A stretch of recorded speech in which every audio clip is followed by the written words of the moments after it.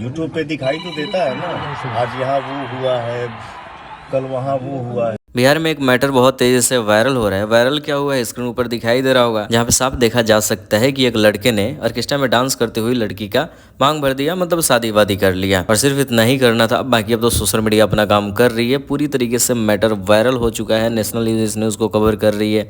बाकी पूरी तरीके से मतलब देखा जाए प्रॉपर्ली वायरल हो चुका है। लेकिन अब बातें सामने निकल कर ये आ रही है कि लड़का पूरी तरीके से भाग चुका है, मतलब 2-4 दिन लड़की से बात किया, अब लड़का दिखाई ही नहीं दे रहा है। लड़के के पापा का इंटरव्यू सामने आ रहा है, जिसमें उस लड़के के फादर भी पूरी तरह से पलट चुके हैं, मतलब लड़की के ऊपर खूब इल्जाम लगाया जा रहा है।